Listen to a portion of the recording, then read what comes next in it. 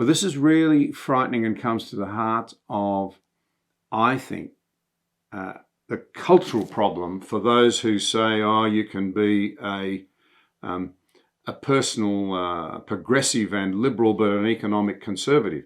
It's not working out that way. Not working out that way at all.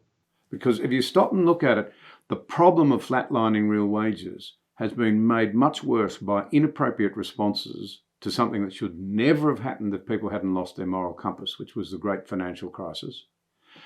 COVID has accelerated it, and inappropriate responses, knee-jerk reactions, playing to populism on climate change. I'm not saying I'm a climate change denier, I'm not, but what I am saying is sound policy is a world away from bad knee-jerk policy. They're turbocharging this terrible problem of the squeezing of the middle classes while the t-shirted billionaires team up almost like a new clerisy, as I think Joel Potkin puts it, with the Greens, with the activists, with in the background of weak government and technocrats to say, well, we're not going to give up our lifestyle. They are becoming richer and richer every day. Asset prices continue to explode. Young people can't get into homes. My Australian listeners will know that I talk about this quite a lot. But this squeezing of the middle classes and almost a sort of Marie Antoinette desire to say, well, just let them eat cake because we've got to get on with saving the planet.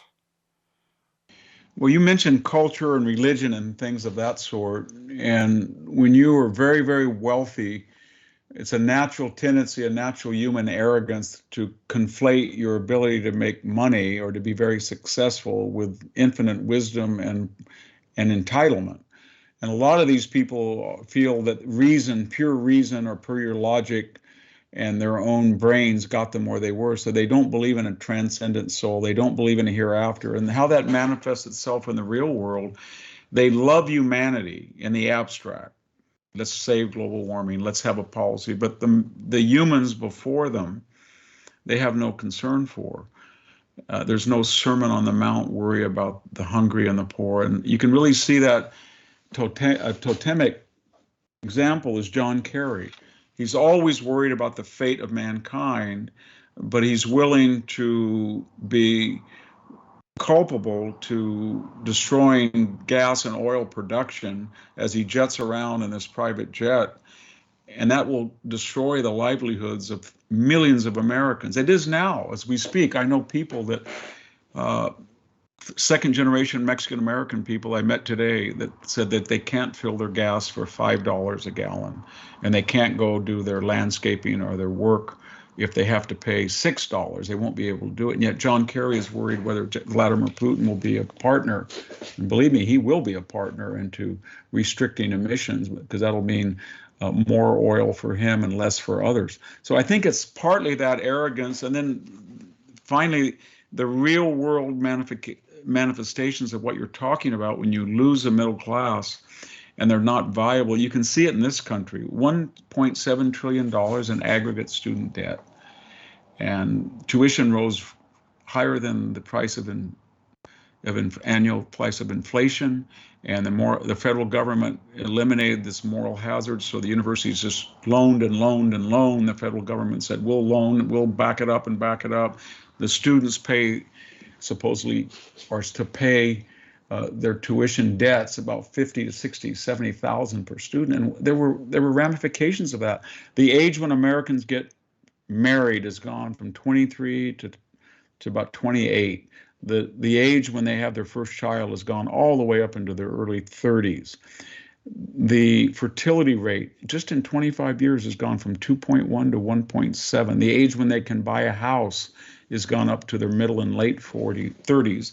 And, we're back up to a high inability to buy a house. We only have about 63%. We were up to 64. I think now we're 62%. I'm going to correct myself, that are homeowners.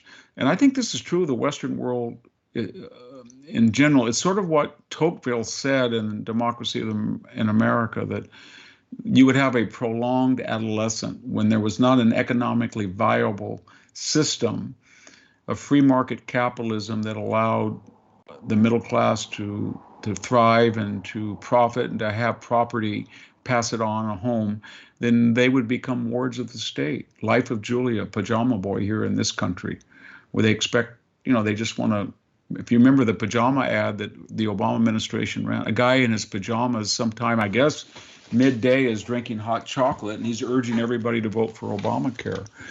But the Ukrainians can't afford to do that, and other people can't. And it's a lotus eater narcotic for Western societies, this strange phenomenon with grown men, young men, that are not plugging into the economy, or they feel they either cannot or they will not man up to it, go get a job, get married, have children, buy a home. That's culture. And the culture then reflects the economic inability. They justify it, and they say it's great, but really it's just an artifact or reaction to the fact, as you point out, that economically it's getting very hard to do.